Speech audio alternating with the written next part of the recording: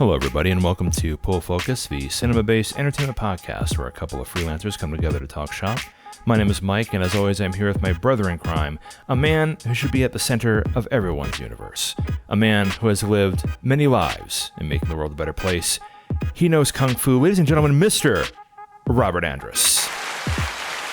Oh, thank you so much. You often sit there, so I appreciate that. Yeah, no, it's great. You know, I feel a circle of love. I might even say that I feel everything. Everything? So I feel everything. Everything in the circle? Love. Let's just call it an everything bagel. Oh, God, that made me laugh so hard. I have a love for you all that is equal to an everything bagel. And here I am thinking that nothing mattered. Hello, everybody. We're back, and it's the dynamic duo, the two individuals who bring you the most poignant, most interesting opinions on cinema, movies, TV, and otherwise. It is a pleasure to be back, and it is good to be here in the studio with our captive audience and doing what we do best. Robert, it's good to see you, man. We don't necessarily we don't publish the episodes that we record in order, just because it's a combination of laziness and also a combination of the timing that I think specifically when it comes to certain conversations that we have. But in the time that we've last recorded, it has been ridiculously busy, especially with new things popping up, political and also creatively here in Salt Lake. And there's been a lot of good things happening. There's been a lot of bad things happening. But the bottom line, though, is that we're still here, and it's just really good to see you. How are you? How have you been? What's been going on? Please let me know. So I'm going to give you a generic answer today, so the audience can feel how generic my answer is. Exactly. Thank you, studio audience. Thank you. No, I'm good. I'm okay. Good, okay, fine. All of those basics. Yeah. What the truth is I'm exhausted. I'm busy, but I love talking about movies with you. So likewise, sir.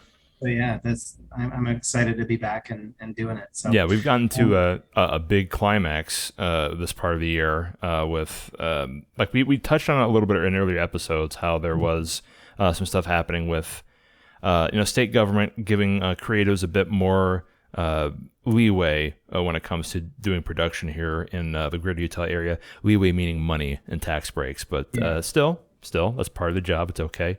And there have been a couple things that have shaken up, not only from a creative standpoint with different productions and movies coming out, but also an uptick of productions that have been taken care of here, commercial, industrial, and some other things that coming out of the Sundance Labs, which I know is separate from what things are going on at the day job. Still, it happens every year. Here this time it is roughly. We'll just say we're recording in July of 2022, and this is definitely the climax of the year for a number of reasons.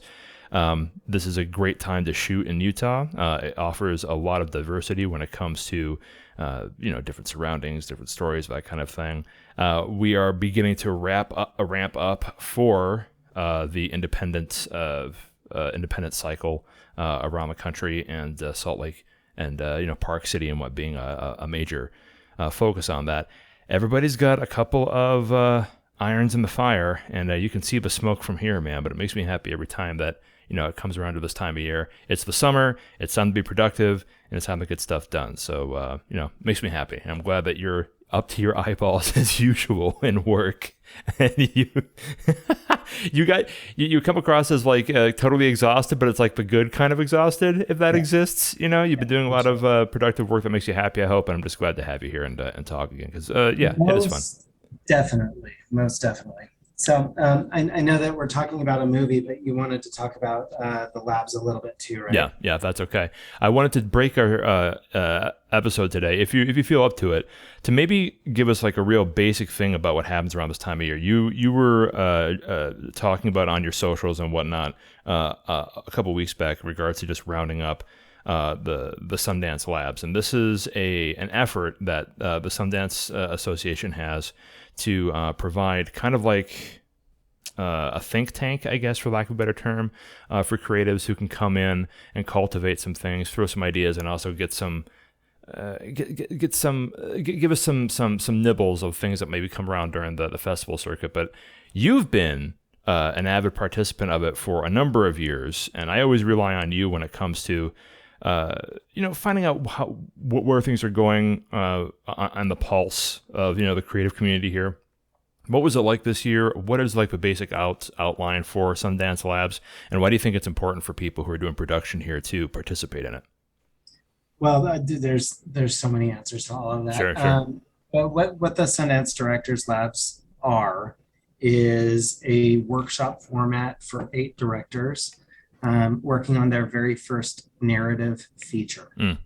So the whole goal behind the workshop is for them to take the scenes that seem to be the most challenging or the most difficult, or the ones that just keep them up at night as far as figuring them out. Gotcha. As far as the logistics, and then bringing in creative advisors to mentor these 8 new filmmakers.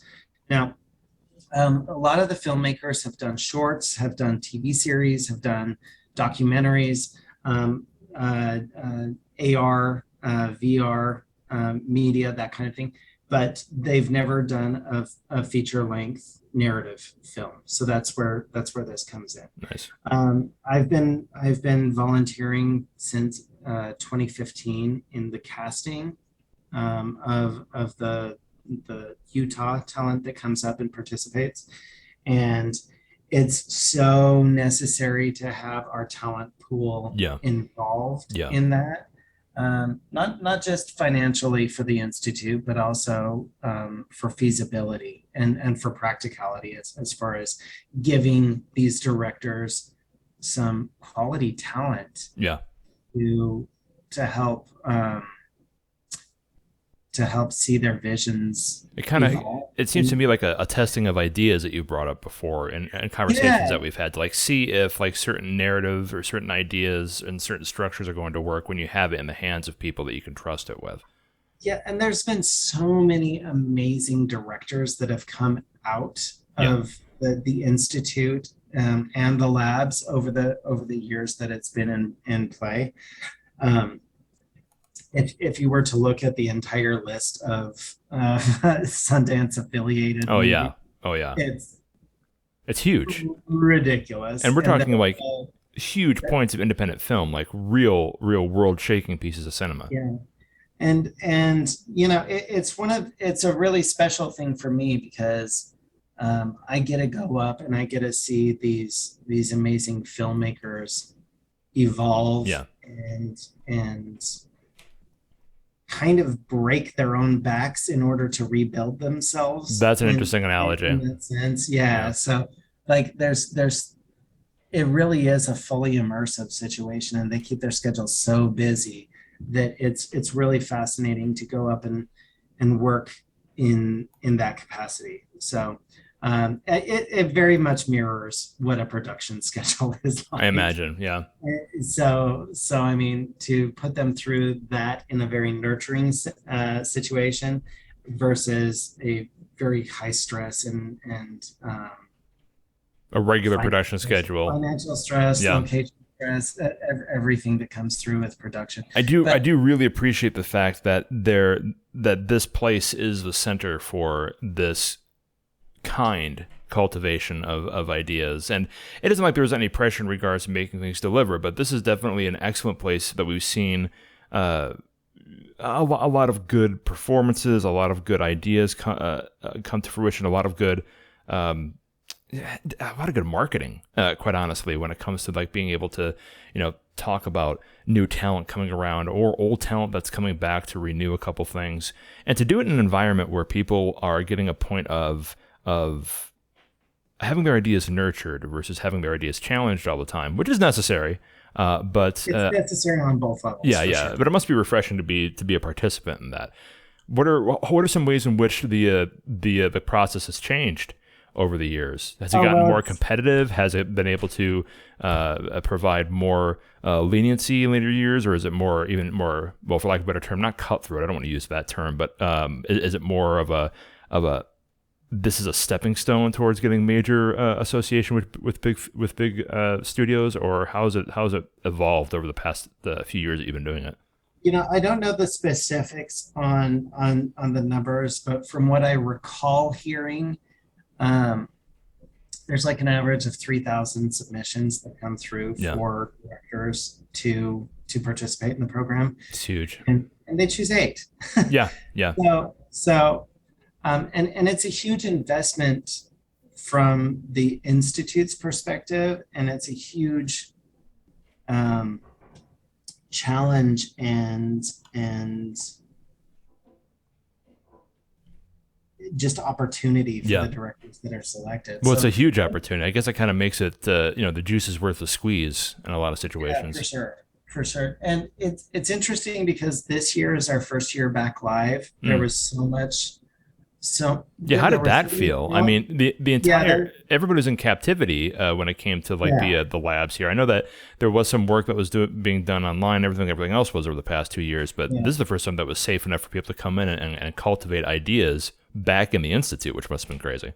Well, and of course, the COVID pandemic situation that we're dealing with has certainly not gone away. Yeah, Um, we're still living with it for sure. we're still in the middle of it, um, but yeah, the last 2 years were online. It's the first year back live, and no disrespect to the previous 2 years, but very different circumstances in the whole I process. can only imagine. And Yeah, that this year was a little bit of a hybrid because we had several meetings ahead of time that were online, yeah.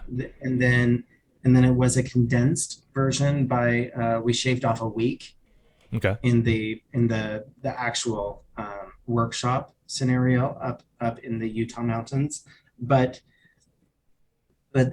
it's super special too. Yeah, it has to be. It has to be. I There's I've had there's the this sense of magic. oh, of There's this course, sense yeah, of creativity. There's the sense of serenity. There's the sense of all of it. right. So And that must be a huge. I mean, offer some adjustment to you too as an artist, because when you see you've had the privilege of being able to see the development of some of these projects from when they were just an idea to when they became an actual money making film. And that's also something that I have been able to glean off of, when we've had discussions about it, like how humbling it is to really be able to see the entire process. When I was, neck deep in production years ago, that was one of the biggest things that really I was able to take away from it. Just this idea that from beginning to end, everybody's job is important, and the development of proper ideas, and also the way in which they're creative versus the production side of it have always mingled together to make like a beautiful product, a beautiful piece of art. It is it's stunning, quite honestly. And there's room for ingenuity. There's room for people to find out, whether or not what they thought was brilliant wasn't, or sometimes the exact opposite, where people think that, this is a terrible idea that'll never get off the ground. Next thing you know, you have an Oscar award-winning film that came from, development that was pushed through the Institute. That has happened, and it's just this. I don't know. I look forward to talking with you more about it in depth, and I look forward to when Sundance this year comes around, and when the festival circuit really starts getting pushed later in the fall. How some of the things that you've seen over the past few weeks have ended up, just growing their own wings and being able to provide a lot of entertainment for people. That must be and very it's cool. always exciting when you know that some of them are going directly into production, Yeah. so that you know that they may hit the festival circuit the following year Yeah. or the year after. So that's super fun, because that's happened a couple times now for me, where it's just like everybody growing up in Utah, and maybe around the world too. Sure. I don't know, because I didn't grow up around the world. I grew up here. But the idea of you being in a Sundance movie, or your movie going to Sundance, Man. is like this unattainable dream for a lot of people. Mm-hmm. but now I've been a part of that for several years, and it's almost like, oh, that's old news now. Yeah, Like yeah, yeah. that's happened so many different times, and it doesn't negate how special it is every single time, because man, I am such a cheerleader for all of the filmmakers that go up and do, even if I don't like the movie. Yeah, yeah. They go up and they do it, yeah. and they make the work into They make it count for them. reality. Yeah. Well, game respects game. You know, game respects game 100%. And when you see that people are focused on being able to provide people a point of their vision, and then they get help with it because, you know, it's just a good idea. I mean, 8 out of 3,000, there has to be some poignant points that are being pushed to to get into the labs. And we want to talk about that a bit because it was definitely something that is very meaningful for you, and I always find very interesting, and I appreciate you, you know, letting me know how things work in that regard to a certain degree.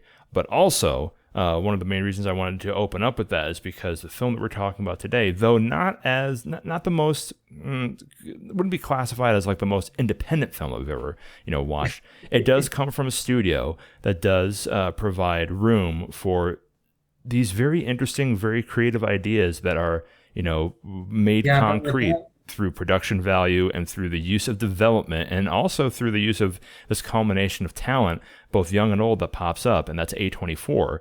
A production studio that has honestly become one of my favorites when it comes to, you know, just out of the pocket ideas and things that I did not think of. I remember plenty of times there have been, you know, all across the spectrum of genre where I've seen movies coming out of this place, and it's been, oh, I didn't think you could do that with that subject matter, or I didn't think that actor could act that way, or I didn't think the story could be taken to that situation, and, you know, it actually becomes something fresh. We've talked a lot about how there's no such thing as an original idea, but there are original applications of ideas that people know. We talk about, you know, the hero's journey all the time. We talk about the, you know, these pinions of drama and romance and that kind of stuff. Certain steps have to be taken, you know, given the kind of audience that you're looking for, to try and, you know, provide what an idea is trying to be. And when we're dealing with something that is tackling everything everywhere and, you know, all at once, it can be challenging, but luckily, for the most part, it came to an interesting surprise. In case you guys didn't notice, we are going to be talking about the zany action romantic drama kung fu movie, Everything Everywhere All at Once. Here we go. Mrs. Wang. Mrs. Wang. Mrs. Wang, are you with us? I am paying attention. Now, you may only see a pile of receipts, but I see a story. I can see where this story is going. It does not look good.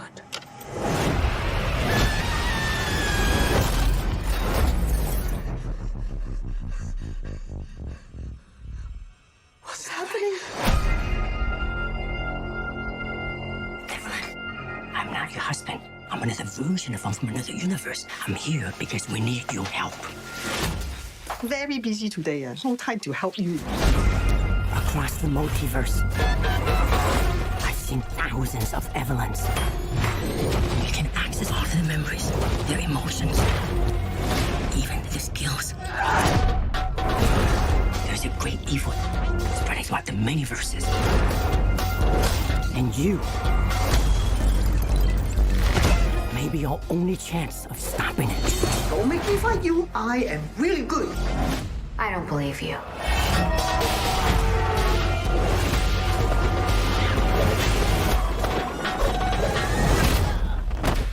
Wow, that looks really good.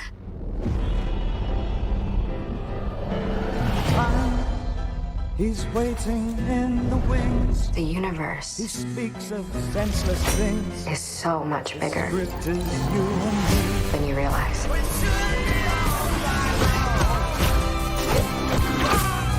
Of all the places I could be, I just want to be here with you. Remember our mission. Consider the fate of every single world of our infinite multiverse.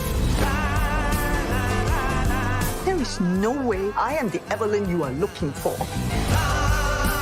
Every rejection, every disappointment has led you here. To this moment. Don't let anything distract you from it.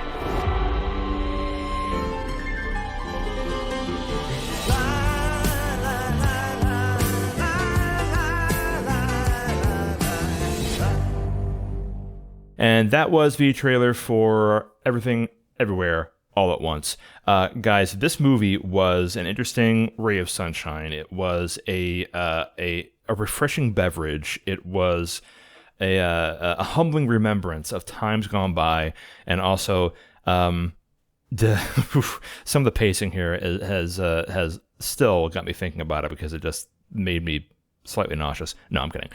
It is interesting. Well, let's go to the IMDb synopsis real quick.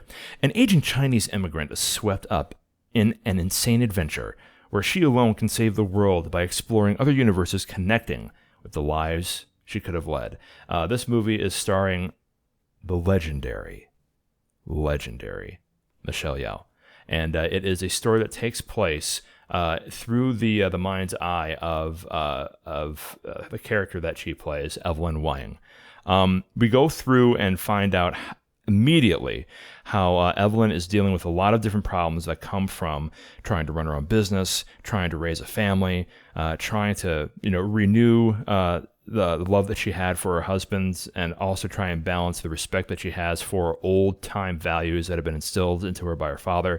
And also, we find out that in another universe, her husband, Wayman Wang, played by Ke-Huy Quan of Goonies fame, is actually in another universe a multiverse traveling soldier who is trying to fight this evil force that is trying to end the world in a strange nihilistic fashion that involves a bakery item, which was a little... Oh, wait, by the way... Spoiler alerts! Spoiler alerts! If you guys have not seen this movie, I just want to let you know, we're going to talk about everything. We're going to spoil everything. We're going to talk about how it broke the fourth wall. We're going to talk about all the drama and love. We're going to talk about how, some things I think could have been done better, in my humble opinion. And we're going to talk about hot dog fingers. It's going to be very, very interesting, but also it's going to spoil everything. So if you have not watched the movie, stop listening to the podcast. By all means, watch it. And then come on back and see if you, agree with us or not. That being said, this was a major push by A24. Michelle Yeoh has been doing a lot of things. Honestly, I've been a huge fan of hers ever since Super Cop with Jackie Chan. This woman's career is revolutionary. And if you, I'm not an actor, and I hate to be like, that person that says that's like, judge, jury, and executioner when it comes to certain opinions in Hollywood. But every actor and actress in America work harder. Michelle, unbelievable. That being said, this also was a really good point of where we had a resurgence of Mr. Kwan, who hasn't acted since 2002. And when this movie came out, you guys saw that he came out and started doing things like, different shows. Conan's not on the air anymore, but, he was doing like, Kimmel. He was going out and doing like, ABC and stuff. And people were celebrating the fact that he was back after a hiatus of over 20 years. And you remember him from, I'll remember him from playing in the Goonies when he was a child and coming up and just mastering acting in his own way through television and through cinema, and being able to come back in a big way with this one. We have a new-ish actor that's coming about, Stephanie Hsu, who plays the main antagonist and daughter, Joy Wang. And, of course, we have the legendary James Hong, who has been in the business for so very long and has proven such a capable actor, not only here, but of course across the seas in Asian markets as well, playing Gong Gong. Andrus, when we talk about a movie that takes on every genre, I sometimes... Literally every genre, isn't it? Yeah, I sometimes think that it's, a little too much to get at once. And honestly, I did feel that it did get a little bloated from times. But before we get into that and talk about the specifics in regards to, the different acts and the pacing, what was your initial opinion about this, and how excited were you seeing this when the marketing came out? Because the marketing campaign was ridiculously good. It definitely spiked in interest. Yeah. And this is one where, because I'm in the little bubble that I am, and I don't see a whole lot of advertising unless I seek it out. Yeah, I feel you. This one came across my path on its own, and I was really excited when it did. Now, here's the thing that I'm really disappointed to say is I did not get to see it in the theater. Yeah, me too. Yeah. This would have been a theater like eye candy entertainment. No question. Yeah. So even though I saw it in the comfort of my own recliner, it was so much fun. Yeah, it was a really fun production. It's definitely going on my list of tell everybody to watch it, just because there's so many interesting things and complex things and confusing things in it. I think it's definitely a great conversation. Oh, absolutely. Conversation starter on so many different topics. I think you hit the nail right on the head. This is one of those productions where it's not only this really beautiful thing where we can see actors really doing the hard job of remaining, I like to call it remaining human in front of the camera, where you see them just try and push around these themes that everybody who has who's been spinning on this globe for more than a year can hopefully find some empathy with. We not only see Michelle Yeoh being the warrior, we see Michelle Yeoh being the mother. We see this dynamic relationship between her gay daughter and her way of trying to interpret how she should feel about that, given her old school values and the way in which she was raised. We also see the Michelle Yeoh being this humanitarian that pops around and accepts her enemy as a friend, while also going about and jumping through different versions of herself through the multiverse and trying to find out what the hell is going on and how to fix everything, because she makes a mess and she has to clean it up. Filming began for this production in January of 2020, with A24 announcing it would finance and distribute the film. Principal photography wrapped up in early March of 2020 during the onset of the COVID-19 pandemic. So once more, this is another production that we are going to be talking about probably for the rest of the year and into next year, because this was one that was beginning and ending its production during the pandemic's heavy stages. And that definitely affected a lot when it came to the rhythm of the production, but the final product is really very well polished. We have seen other movies that have, I think, we felt the slow in production from time to time. Did you pick up on that while you were watching it? Did it feel like it was some of the similar to like some of the other IP that we've seen, where you could tell that, oh, this was definitely shot later in the year, or there's less chemistry between the actors because they had to take a break, or anything along those lines? No, I didn't feel that at all. I think they probably scooted right under the radar as far as the height of the pandemic, and then all of the post-production stuff. I think this is probably one of the movies where they're really glad that they got everything shot out before lockdown and quarantine and everything. Yeah. Because that didn't happen until the end of March, early April, if I'm not mistaken. That's correct. Yeah. So as far as the actual production, if they say that they finished filming in March, then they skated through probably unscathed there. But I did not feel any of that in this movie. Yeah. I felt like there was some real consistency in what they did. Mm-hmm. And we've seen some movies that we've talked about had continuity issues because they had to stop and deal with things, and production slowed down and they had to pick it back up. I'm glad it wasn't noticed here.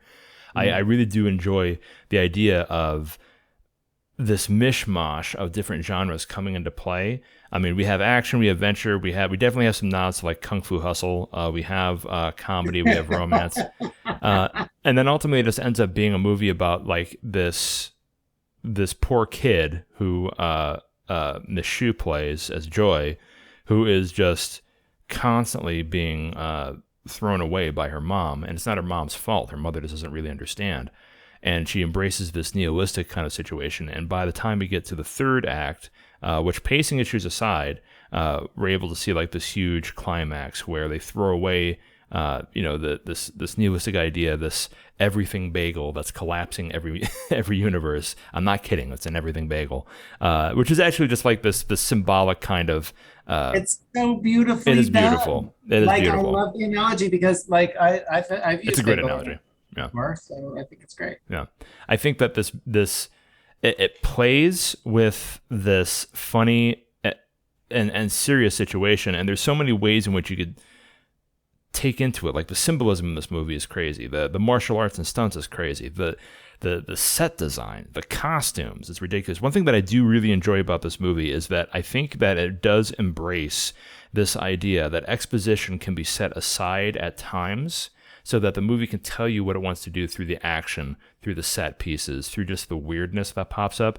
I mean, we have Joy going through the situation where by the beginning of the movie, she's just this poor kid who is not being understood by her parents and is trying to find a way to fit in and still trying to fight this dichotomy of wanting to be herself and still wanting to find love from the people that she cares about. We find out later that's exactly what Michelle Yeoh's character is going through as well. Not through the same application, but definitely in a way that allows us to have empathy where we see that one is shadowing the other in a certain way.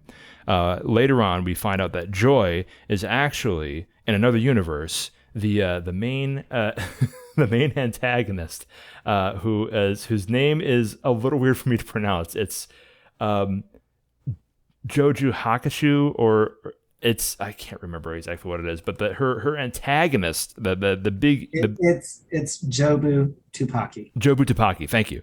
But Jobu Tupaki is this other version of Joy, which in her universe was able to have her mind broken by another version of Michelle Yeoh's character. Bear with me, guys. I know explaining this is going to be a little bit weird. But she ends up getting the powers of a god because she's able to absorb and transform and change into other versions of herself while still staying in her own universe. Whereas the powers that other agents of the Alpha universe, where this first started, can only take certain skill sets or ideas or experiences and hack them out. Joy's character has the full capability of actually transforming the world around her, which is this big kind of megalomaniac kind of situation. Did this movie get too bloated for you in any way, Andrus, when it came to like the villain or the hero or the mission or anything like that? How did you feel as things were going from the different acts and moving along? By the end, it was pretty clear where everything was, which is a feat in and of itself. Yeah. For me, the fact that everything made sense by the end of the film. Yeah. But no, I think they explained it pretty well. Just the idea of a multiverse and the idea that she is literally fractured. Yeah. In her psyche, connected to every version of herself in every single multiverse. Yeah. That made sense to me. And with that, the amount of power that she had made sense to me as well. And their execution of explaining that was good. Yeah. Was really well done for me because I could follow it. And sometimes that gets a little bit too cerebral for me, where I'm just like, I don't get it, but I'll just follow along and see if I can figure it out later. This was explained really well for me in real time. Yeah, I appreciate how they balanced the exposition. They didn't have the Star Wars thing where they had a screen of text flowing up telling you what to think throughout the story. Right. But they did have really good ways. When Quant's character comes in and he has a quick diatribe with Michelle Yeoh's character, we find out that he says it like pow pow pow, like in 5 minutes. This is who I am. This is what's happening. This is why we need your help. And it's simple concepts. Evelyn is the is the hero. She's doing the hero's journey. She is the Jesus figure, I guess, for lack of a better term. Let's just call her Neo. Let's just call her Neo. Reference right now. She's the one. Matrix movie for sure. And part of the funny stuff that's popping up is seeing Quan go about and explaining this, but also doing badass kung fu to kind of prove his point throughout that he gains from other versions of himself through the universes. I mean, it's kind of like that old Jet Li movie where like that was the exact same thing. Like Jet Li was the one, exactly, yeah.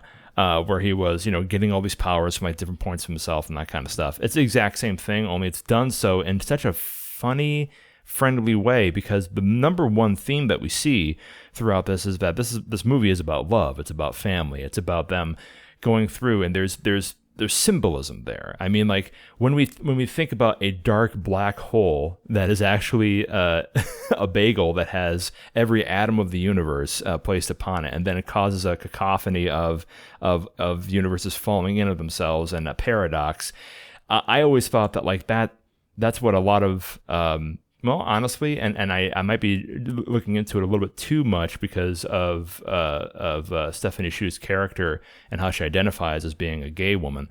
I imagine that that's probably what a lot of LGBTQIA youth go through when it comes to being in a world, being told that you should be something different, and then wanting to just stop feeling the pain, which is what Stephanie's character comes up about. That line comes up on a lot when her character believes that the only salvation is to embrace the nihilism and to just not care about anything. And Michelle's character gets pulled into that, and it's this situation where by like the second act, when both of them have the same power, we see that Joy and Evelyn are both now they both have their minds fractured, and they're both able to see everything.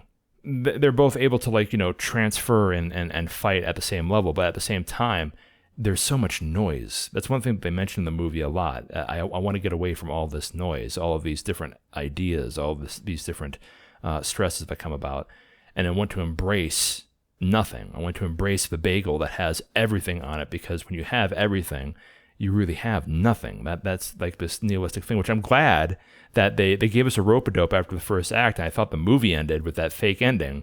But then you did not. I did a little bit, I swear. No, I don't know what's going on. Not. I don't know what's going on. But it was this really. I was just like, this is way too early.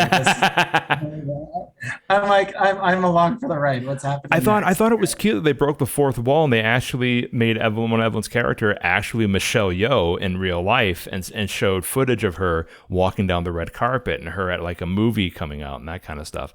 But when we deal with these interesting pieces of work where it's saying 5 things at once, which is pretty brilliant in my particular opinion, because that's literally also what's happening in the movie. Everybody's getting everything everywhere all at once. What were you like? I felt a little bombarded by like the different ways in which I could take certain things that were happening. Ultimately, sometimes a bagel is just a bagel, but maybe it is the nihilistic nothingness of the universe and the self. Like did you ever get like that kind of I call it like unbalancing a little bit, like maybe they're trying to like say so much, or maybe I'm trying to interpret too much from what's presented. I mean, did that run you awry at all, or what were you? Not necessarily. Yeah, because you mentioned before that it was explained pretty clearly. I mean, to me, I got a little confused. So for me, I was just along for the weird ride that it was. Yeah. Like it what do I want to say, Robert? I want to say so the idea that Joy is going through the conflict that Joy is going through in her persona, in the reality that we're introduced. Yeah, she might be losing her business, her family business. Well, so Joy versus Evelyn versus dad versus husband versus the family dynamic in this is so complicated. Yeah. So perfectly understandable. It reminds me of Coda a little bit in some regards. Not exactly, obviously, completely different movie, but for sure. But the idea of how they opened up the movie and established this family as such a broken, but committed, family unit was really interesting. I feel like there's just so many different themes in this movie. It's a lot. Would talk about if you wanted to talk about them. Yeah. Literally, we could talk about this movie in different ways for the next 4 episodes or whatever, for an sure. eternity. If we wanted maybe. to. I mean, maybe because it really is everything everywhere all at once. Yeah. It really truly is.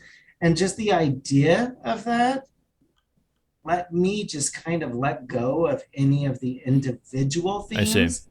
Because for me, it really truly was about love. Yeah. It really was about family, Mm-hmm. and it really was about acceptance. Yeah. So for me, I could follow all of it because there were so many different fun ways to explore that. See, I picked up on that, and I think it was so competent. Like you mentioned, the first shot that we see is Evelyn going about and doing taxes because the family laundromat that's been keeping their family afloat is going to be audited by the IRS.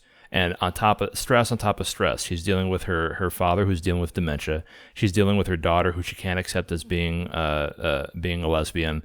She's doing all these other things. Her husband wants to get a divorce, but he wants to do it for reasons that aren't necessarily because he wants the relationship to end because they both love each other so much. And through the course of the film, she's able to accept herself and her flaws, but she's also able to understand why the other members of her family are flawed and how despite that's still enough to hold on. And the ending of the movie emphasizes that so beautifully with the visuals, yeah. Right? So there's that scene in the parking lot at the end where Joy and Evelyn both realize they're on such equal playing field they just stop fighting. It's like, well, I could bend the universe. Yeah, I know, I can too, man. What are we doing? What are we doing?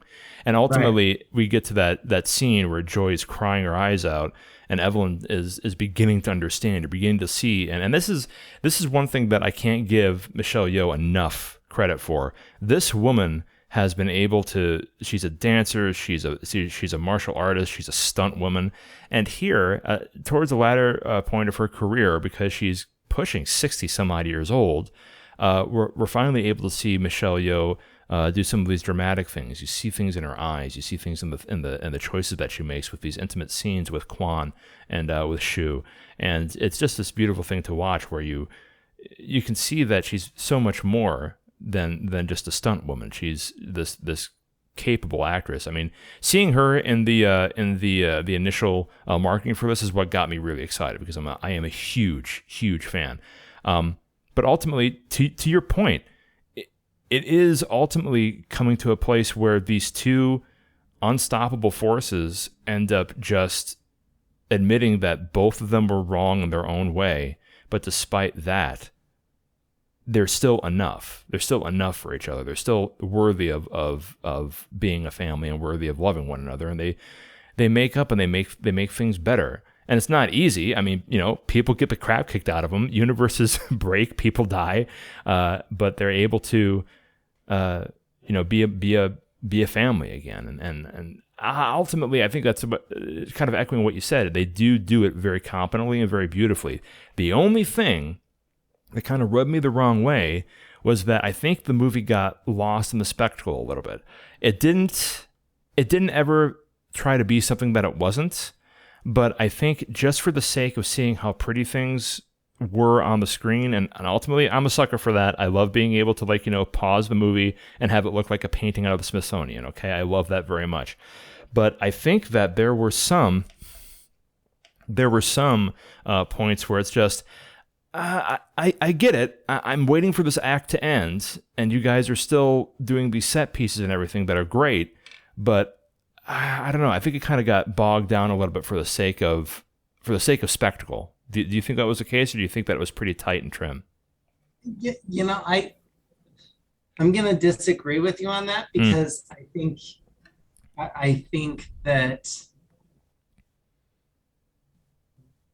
the idea of a multiverse it just makes sense for me to go through all of the weirdness and all of the iterations of whatever universe these people are in. I mean, there's so many weird things. The hot dog fingers, and also like Jamie Lee Curtis and Michelle Yeoh being a romantic couple in some of these scenes was great. It was great.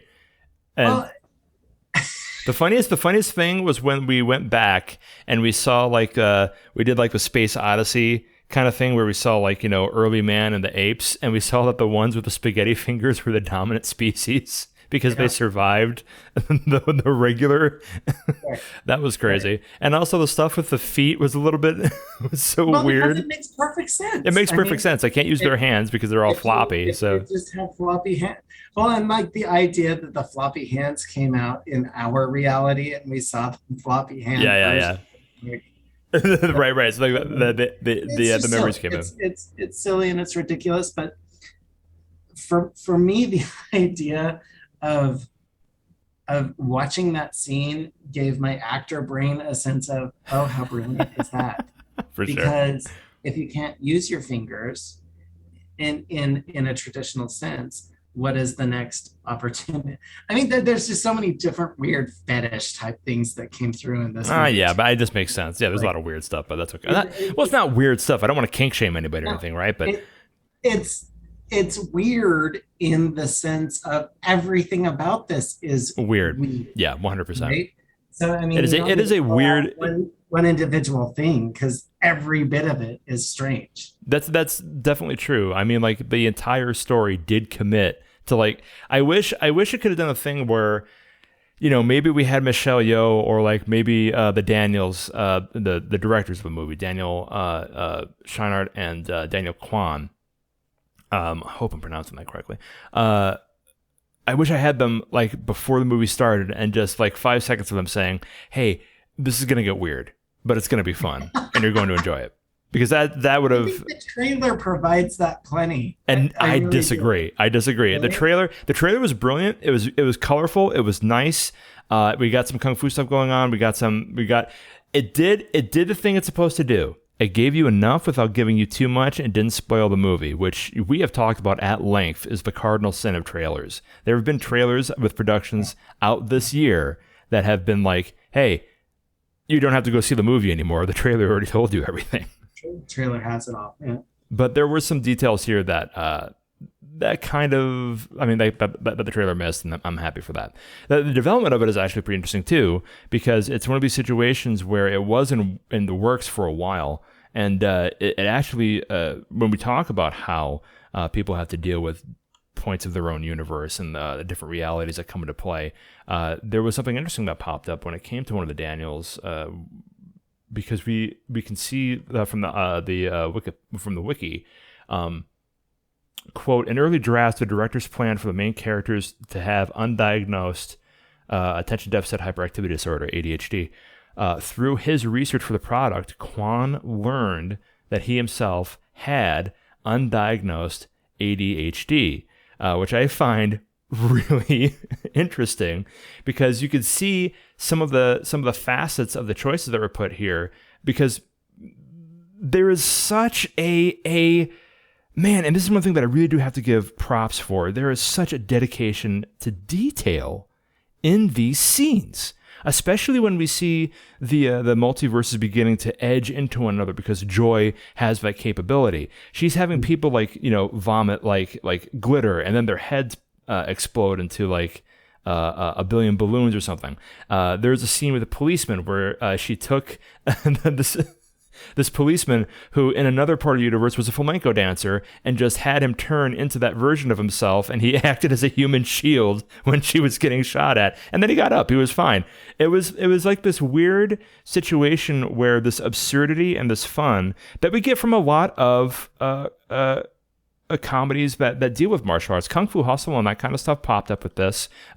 Jackie Chan movies did this or not to this degree, but definitely worked in the silly factors of action and violence. And just this movie just embraces that, even though it is like this supernatural, godlike figure that's doing it.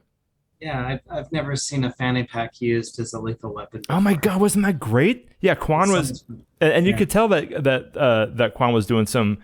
He was doing some work. I mean, I could tell like when the stunt person came in to do things. Very good coverage though. I mean, it didn't like show his face or anything like that. But Kwan was doing some work with the fanny pack. He was doing like some moves here and there. You could tell it was him. It makes me very, very happy. Some of the things that popped up during production was the point of casting.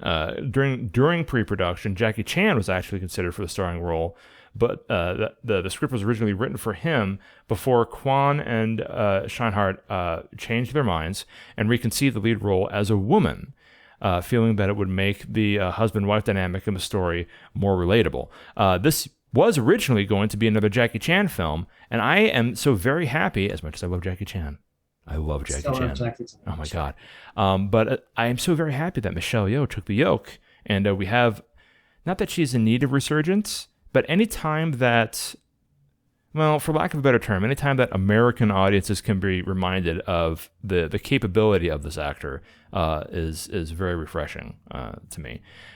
Do you think that this, let's talk about the symbolism a little bit when it comes into this, because though you have a much better, you can handle it a lot better.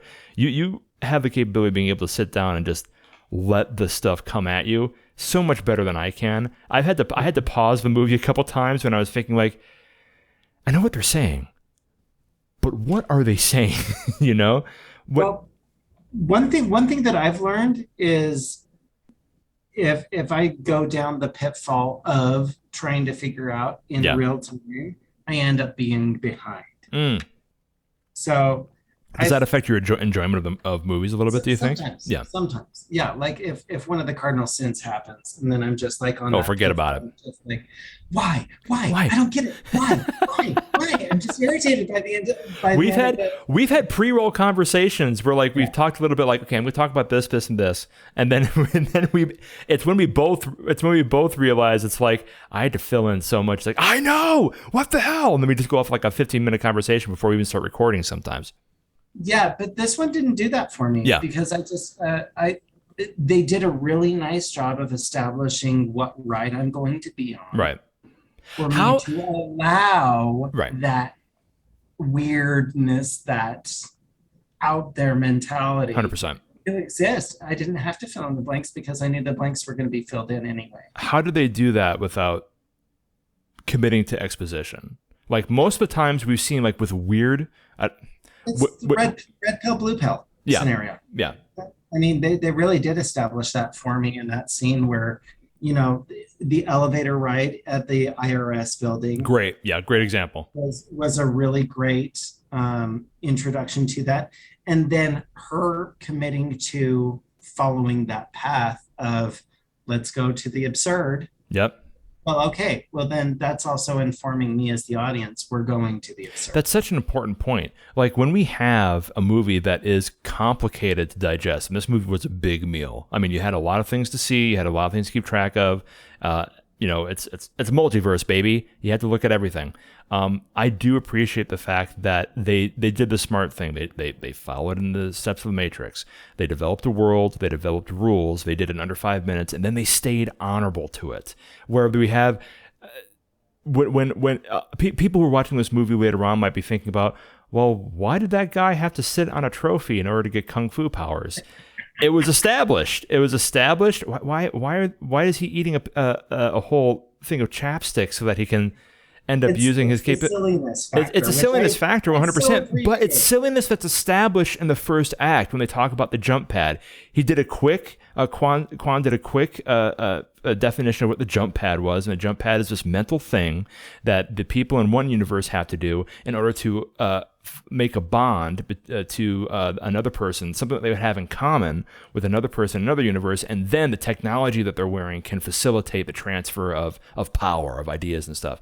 And they had so much fun with that. Like one of them, Michelle Yeoh had to snort up a fly. The other one, she had so weird. Yeah, all of the weird things, yeah. We had Quan having to give himself paper cuts because the person that he was trying to get his energy from, his knowledge, his skills from, at the time, had paper cuts on the webs of his fingers, and the agency that they were working with were able to see that and communicate that to the characters and say, okay, you're going to have to jump up and down 3 times and take off your pants because the person that you're trying to get information from is a nudist, and we have to make some sort of bond here so that you can use the technology that you have to get that experience. And I'm so glad that in that scene, like that they did the blur out. I'm so happy with that. It would have Yeah. been so distracting had we seen some nudity in there. And It was I'm just really glad. it was very, very well done. And let's talk about like that, because that was Brian Lee.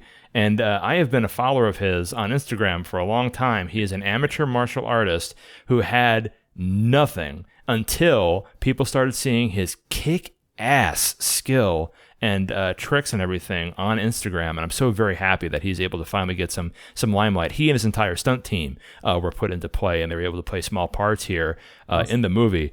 And it makes me so very happy when you see talented people working their asses off and getting recognized for it and getting opportunities like this. Much like Sundance directors who are able to get things taken care of with the labs. So let's jump in then, because we're getting close to the end of the episode here. Let's talk about specialities. I can't wait for you to really dive down and give me your opinions of the casting, because ultimately I think this is one of the few situations where if we get different actors, it's a different movie. For sure. But why don't you get into that a little bit and tell me what you thought of it, and tell me like that point of concern that we have when you talk about when it comes to, well, who else could play this part? Well, I feel like Jackie Chan is still relevant as the person for this, but it's a totally different story told by Michelle Yeoh, which I think is amazing. So, I've been a fan of Michelle Yeoh as well since Super Cop, Crouching Tiger. Oh my God. She's a Bond woman. Yeah, all of the things. So, is there somebody else that could have done this movie and done it well? The answer is yes. Okay. But done in such a way with such depth and connection, I don't think so. She was phenomenal. Absolutely. I really think I hope she gets like an Oscar nod or something for this at the very least, because she did a great job. Something like that would just be so great for her. I think that she is just absolutely terrific in it. I love all of the choices that she made. I think the rest of the cast, I mean, James Hong, let's just talk about this man has, and like I don't know who else could have played the dad and the context and just the different versions of who these people are. So great. And I'm sorry, Short Round is back. I love it. I love it. I mean, I am such a fan of the Indiana Jones franchise, and the fact that we got Short Round back is really cool. Mr. Kwan coming back to the spotlight should be celebrated 100%. Yeah. And then Stephanie, like, dang. She's been an up and comer for a minute, and she is definitely coming into her own. Coming out of New York Tish as well, which is pretty interesting.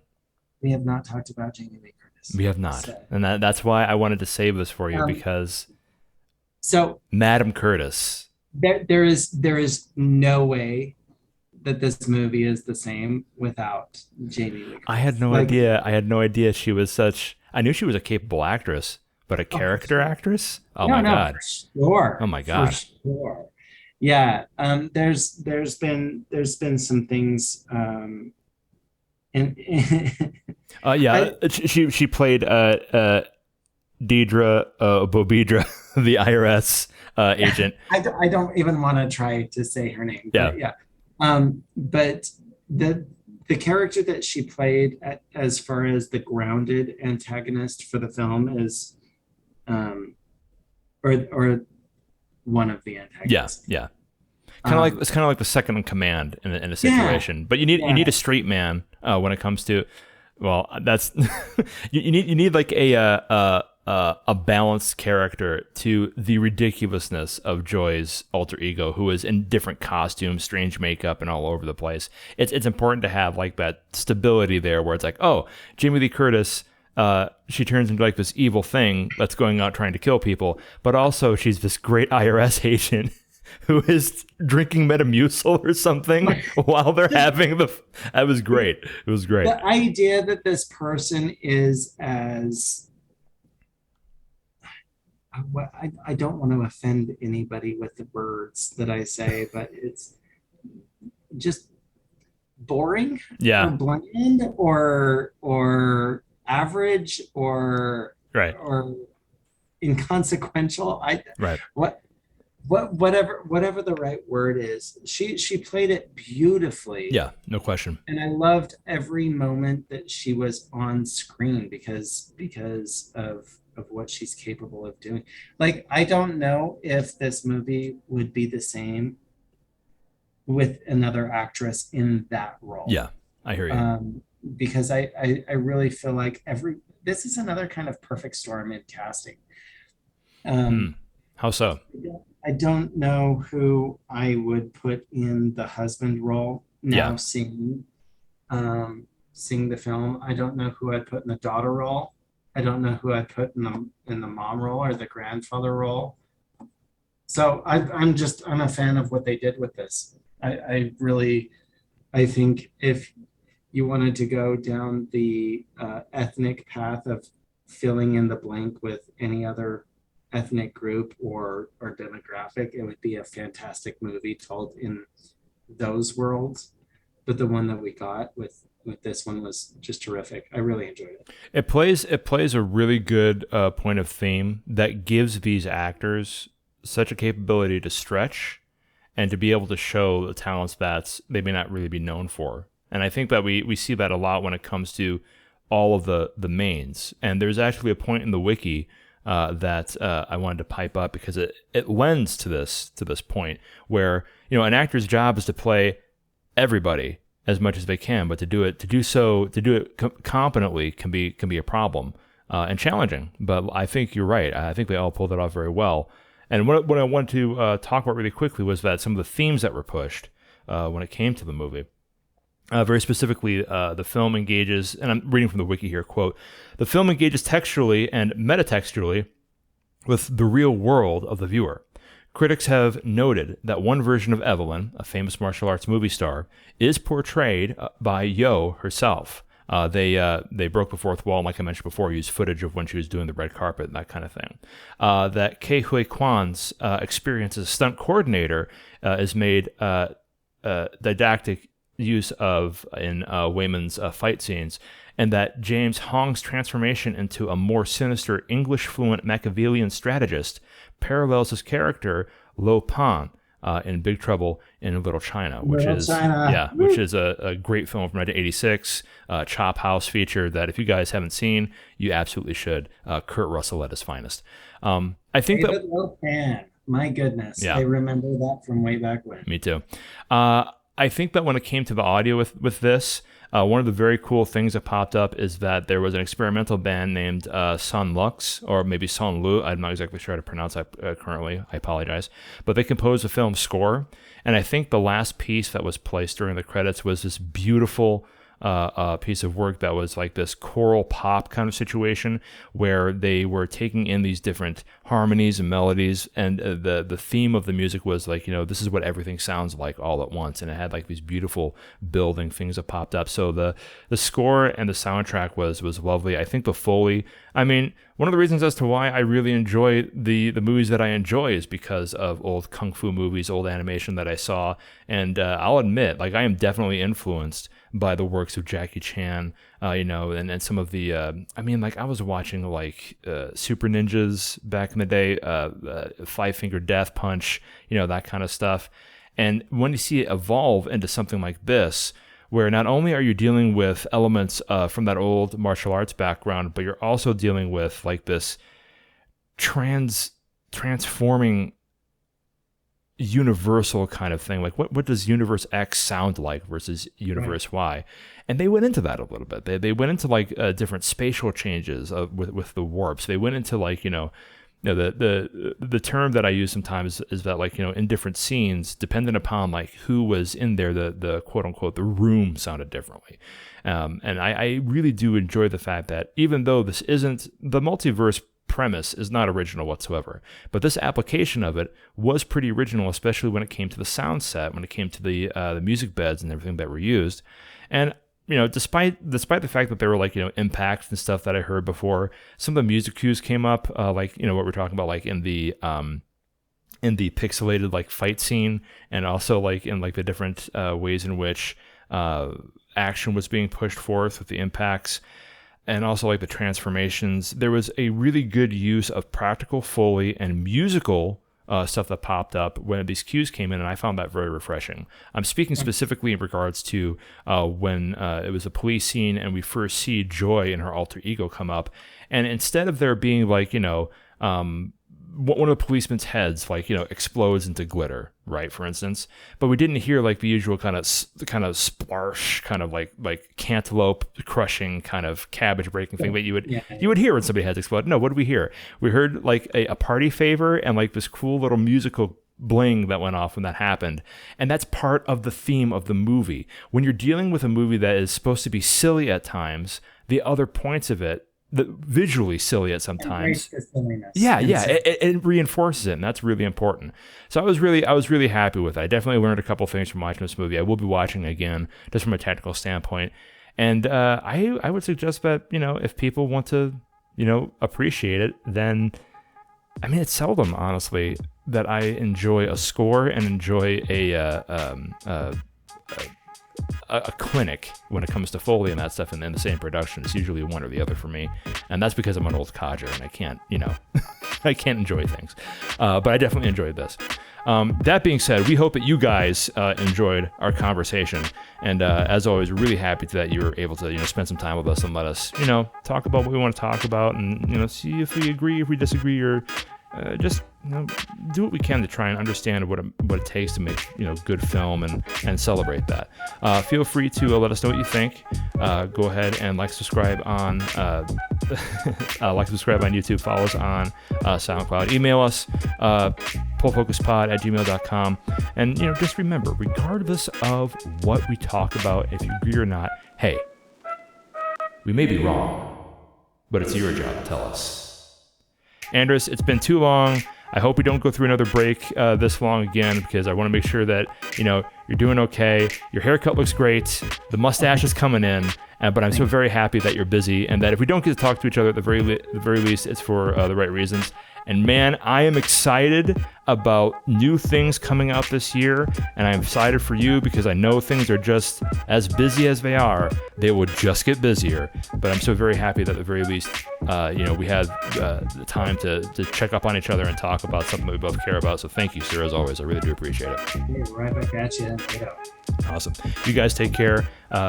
Feel free to let us know what you think in the comments, and we look forward to talking to you all again. And be good to each other. Bye.